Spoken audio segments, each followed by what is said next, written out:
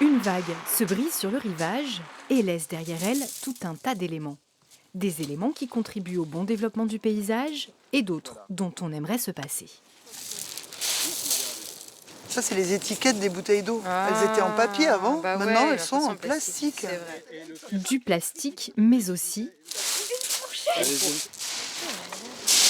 est en bon état. Hein. Elle est en bon état.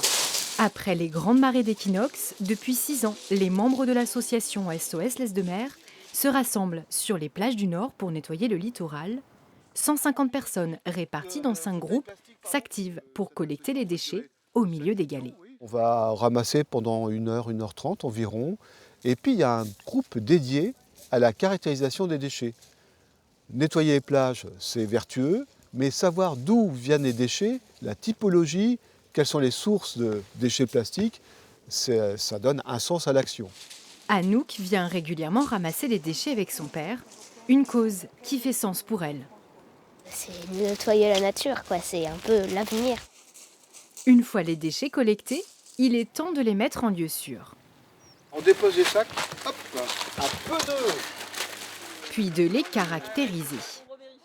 Tout ce qui est en plastique, ça va être les flacons, les tubes, les emballages de médicaments et une catégorie spéciale pour les masques. Masques chirurgicaux, masques Covid, etc. Une fois classés, les déchets sont récoltés par la mairie et les données récupérées par les bénévoles sont transmises à l'association Surfrider.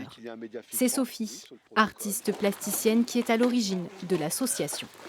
Dans mon travail d'artiste, j'ai découvert énormément de choses sur la plage que j'ai eu envie de partager avec le public. En faisant ce travail-là, en fait, j'ai été très vite effrayée par la récurrence de certains déchets. Je me suis interrogée sur leur origine, j'ai appris plein de choses. Cette action de ramassage aura permis de collecter 166 kilos de déchets. Prochain rendez-vous en mars 2025.